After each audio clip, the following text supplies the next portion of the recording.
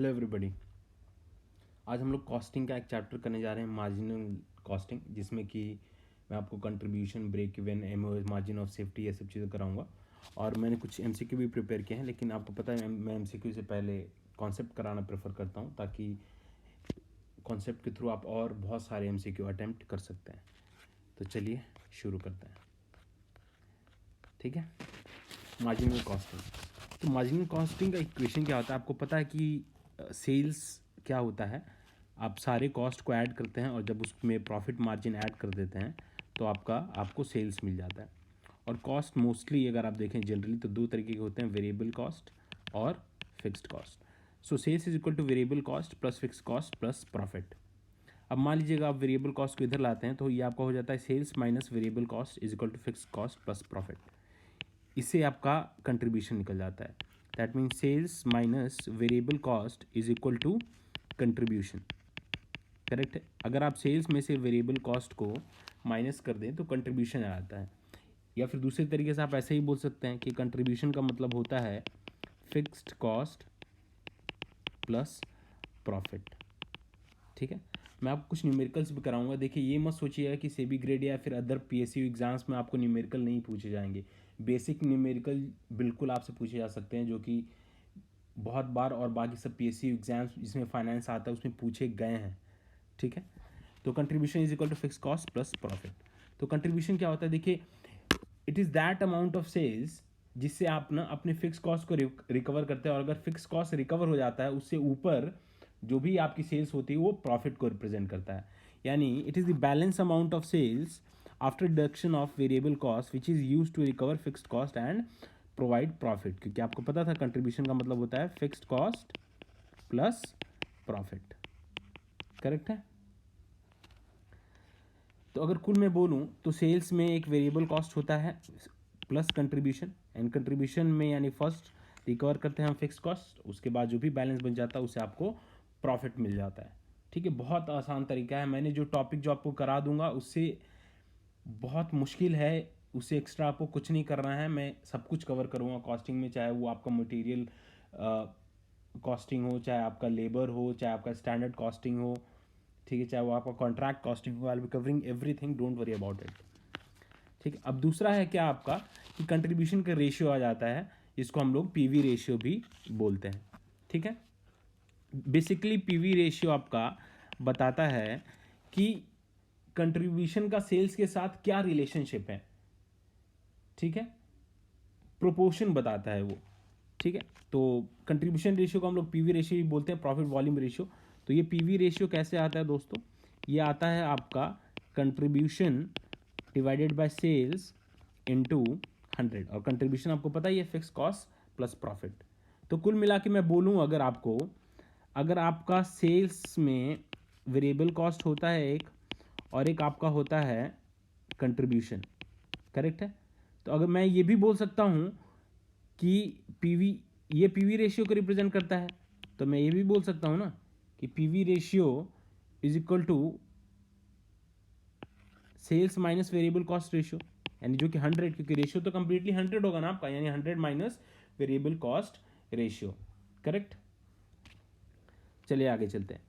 तो variable cost ratio बहुत simple, relationship of variable cost with sales. तो variable cost ratio आपका होता है variable cost divided by sales into 100। तो याद रखें PV ratio plus variable cost ratio is equal to 100। ठीक है। अब ऊपर से आप लेफ्ट साइड राइट साइड ले जाके कोई भी इक्वेशन बना सकते हैं। तो बहुत ही सिंपल है, बहुत ही सिंपल है, और इसी पे बेसिक क्वेश्चन आ जाते हैं और नहीं कर पाते। क्यों? क्योंकि बहुत लोग रिवीजन नहीं किए रहते हैं। ठीक है। चलिए अब आगे चलते हैं। अगला टॉपिक है आपका ब्रेक इवन पॉइंट। ठीक है। देखिए, जहां भी वर्ड ब्रेक इवन आ जाता है ना, जहां भी वर्ड ब्रेक इवन है, it depicts that there is no profit और नो लॉस। नो प्रॉफिट और नो लॉस, यानी मैं कुल बोलूं तो कोई भी कंपनी अगर अपने फिक्स्ड कॉस्ट को रिकवर कर पा रही है तो वो ब्रेक इवन के पोजीशन में आ जाएगी। यानी अगर कोई कंपनी है और उसका सेल्स इतना है कि वो अपने फिक्स कॉस्ट को रिकवर कर पा रही है, करेक्ट करेक्ट, तो उसको हम लोग बोलते हैं ब्रेक इवन सेल्स। ठीक है, तो ब्रेक इवन पॉइंट क्या होता है? It is level of sales at which company is in situation of no profit and no loss. It is also the level of sales at which contribution and fix cost are same. Why? क्योंकि आपको पता है contribution is equal to fixed cost plus profit. तो इसमें profit तो आपका zero है, यानी कंट्रीब्यूशन और फिक्स कॉस्ट सेम होते हैं. इन सब पे आ सकता है, आपको न्यूमेरिकल पूछा जा सकता है, क्वेश्चन आ सकता है. तो मैं अगर बोलूँ break even sales point sales is equal to variable cost plus fixed cost plus profit,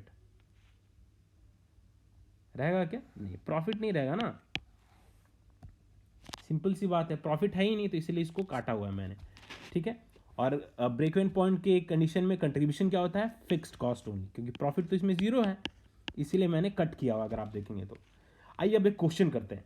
ठीक है, बोल रहा सेल प्राइस पर यूनिट है आपको 150, वेरिएबल कॉस्ट है आपका 60, तो यानी मेरा कंट्रीब्यूशन तो डायरेक्ट निकल गया 150 माइनस 60, 90 रुपये, तो मेरा कंट्रीब्यूशन पर यूनिट निकल गया. ठीक है, और आपका फिक्स्ड कॉस्ट दे रखा है 45,000, यानी कि मैं अब इससे आपका ब्रेक इवन पॉइंट निकाल सकता हूँ. तो fix cost divided bye contribution per unit आपका ब्रेक इवन पॉइंट आ जाएगा. 45,000 में से कंट्रीब्यूशन पर यूनिट आप डिवाइड करें तो 500 यूनिट्स. इसका मतलब क्या है कि जब कंपनी 500 यूनिट सेल करेगी तो उसका टोटल फिक्स्ड कॉस्ट रिकवर हो जाएगा और उसको जीरो प्रॉफिट या लॉस रहेगा at 500 units my dear friend. अब ये यूनिट है, अगर आपको मान लो यही अमाउंट में निकालना है, तो या तो आप इसको इनटू सेल प्राइस कर दीजिए, जो भी आपका ब्रेक इवन पॉइंट आया है यूनिट में, या फिर आप फिक्स्ड कॉस्ट को परसेंटेज से डिवाइडेड बाय पीवी रेशियो. ठीक है, तो आपका डायरेक्ट क्या आ जाएगा? अमाउंट आ जाएगा. तो इसका एक और है fix cost divided bye PV ratio. PV ratio मैं बता दूं आपको कैसे आया. हमारा कंट्रीब्यूशन 90 था और सेल प्राइस 150 था, इंटू 100 जब आप करेंगे तो आपका 60% आ जाएगा फ्रेंड्स. तो 45,000 divide by 60% is equal to 75,000, यानी जब हमारा सेल 75,000 हो जाएगा तो हमें कोई भी प्रॉफिट या लॉस नहीं होगा और हमारा टोटली फिक्स्ड कॉस्ट रिकवर होने के चांस हैं. ठीक है, इतना है, यानी हमको सेल्स करना पड़ेगा. ठीक है, तो हम लोग लॉस में नहीं रहेंगे. ठीक है, यानी ये मेरा वेरिएबल कॉस्ट और फिक्स्ड कॉस्ट भैया रिकवर हो गया है. ठीक है, चलिए आगे चलते हैं. तो break even point in units के फॉर्मूले में मैंने कुछ लिख दिया. Fix cost divide by contribution per unit. अगर यूनिट्स में निकालना है तो जो भी आपका अमाउंट आया है उसको डिवाइड कर दे सेल प्राइस से, तो आ जाएगा सिंपली. अगर अमाउंट में निकालना है तो fix cost divide bye PV ratio, या फिर अमाउंट में निकालना है दूसरा मैंने आपको बताया था कि जो भी यूनिट आया उसको आप सेल प्राइस से मल्टीप्लाई कर दीजिए. तो ये बेसिक फार्मूला है.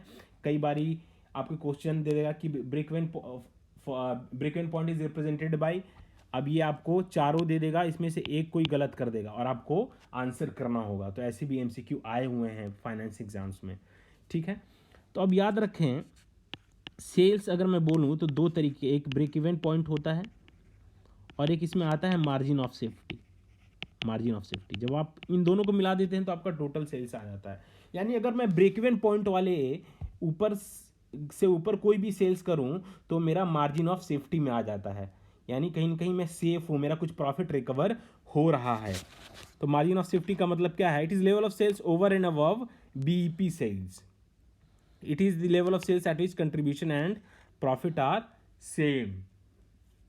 कंट्रीब्यूशन और प्रॉफिट सेम होते हैं. ठीक है, करेक्ट. क्यों? क्योंकि अब जो भी आपका मार्जिन ऑफ सेल्स रहेगा तो आप समझिए आपको इसमें फिक्स कॉस्ट की तो रिकवरी करनी ही नहीं है ना. फिक्स कॉस्ट आपका जीरो हो गया है. क्यों?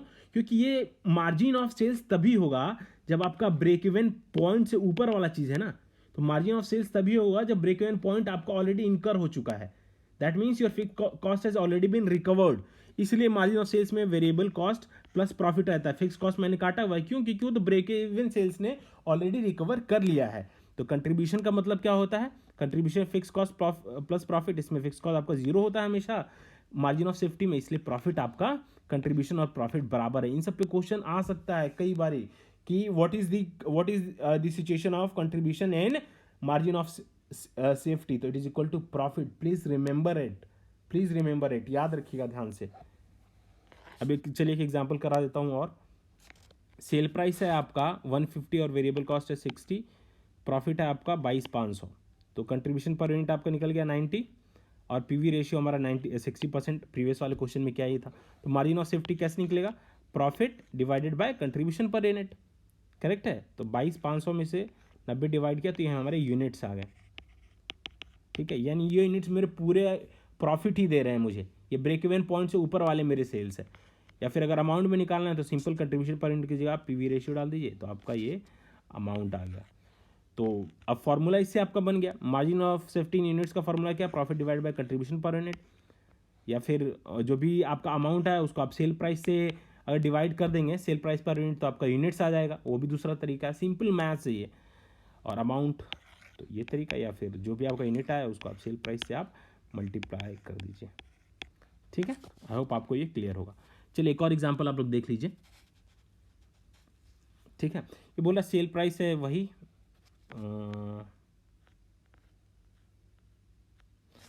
Sale price 150-60, fix cost 45,000, profit 22,500 और कंट्रीब्यूशन पर 90, ये आप निकाल भी सकते थे। बोल रहा है बीपी करो एमओएस और मेरे को टोटल सेल्स बताओ।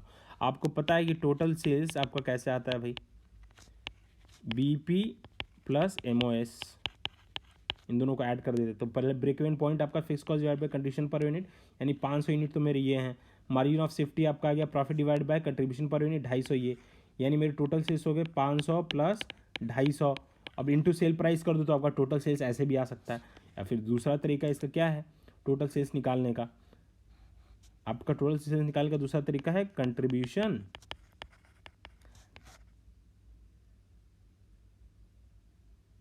ठीक है।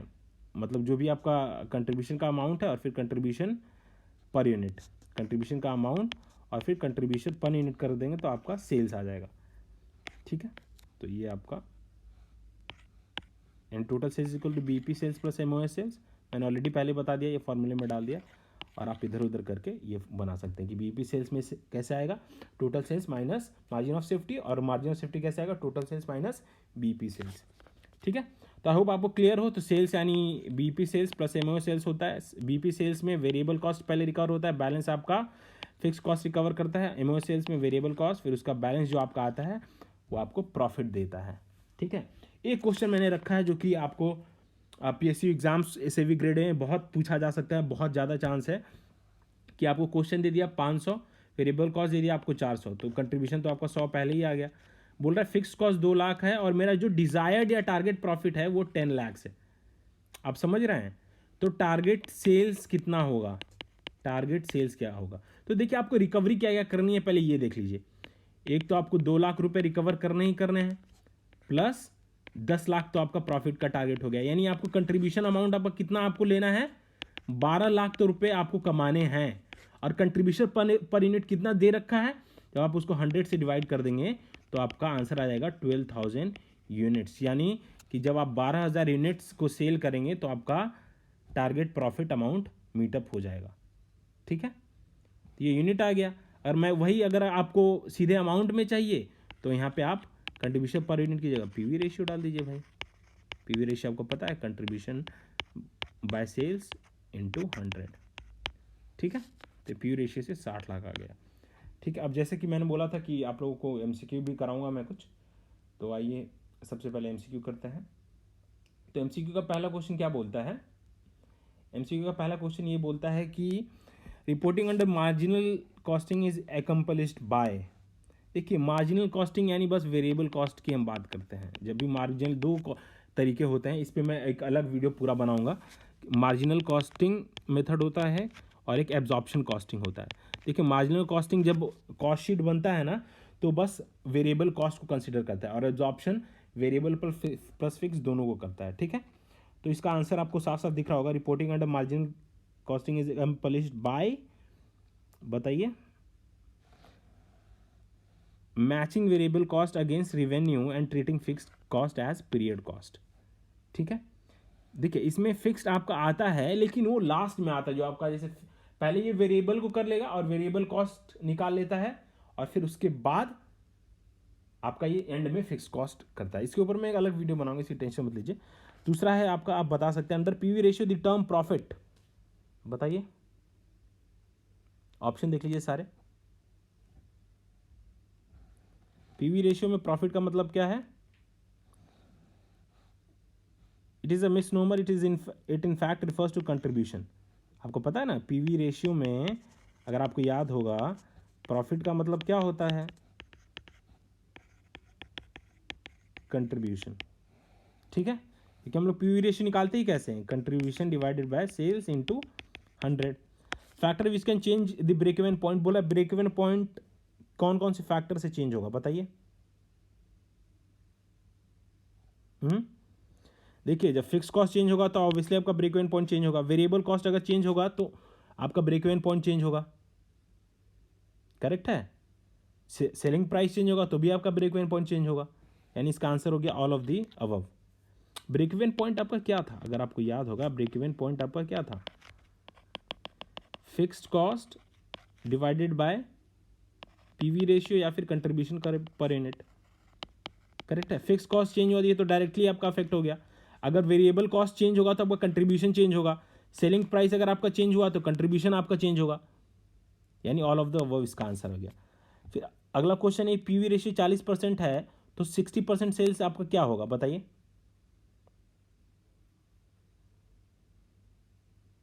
बताइए, ऑब्वियसली ना, पीवी रेशियो अगर 40% है आपका of sales, what about the remaining 60% of sales, it is variable cost. Simple तो है ये। अगर पीवी रेशियो आपका 40% ऑफ सेल्स है, दैट मीन्स कंट्रीब्यूशन है आपका ये 40%। कंट्रीब्यूशन क्या होता है, फिक्स्ड कॉस्ट प्लस प्रॉफिट। तो भाई बचा क्या, बाकी 6% तो वेरिएबल कॉस्ट ही बचा ना, तो इसका आंसर हो गया वेरिएबल कॉस्ट। तो ऐसे आपको दिमाग लगा के थोड़ा करना है, इसलिए मैंने डिटेल में कराया। बार बार आप इस वीडियो को देखिए, सब कुछ क्लियर हो जाएगा। स्लो करके देख लीजिए अगर स्पीड, अगर आपको दिक्कत है तो। ठीक है, नेक्स्ट क्वेश्चन जो है आपका, PV ratio of a product is 0.6 और प्रॉफिट है आपका 9000, तो मार्जिन ऑफ सेफ्टी आपका क्या होगा, इसको निकालिए। ये आपके लिए होमवर्क है, मैं आंसर आपको बता देता हूँ। इसका आंसर है 15000। ठीक है, इसको अटेम्प्ट कीजिए, नहीं आएगा तो मेरे को बताइएगा। That's it from my side. I hope आप लोग को वीडियो अच्छा लगे।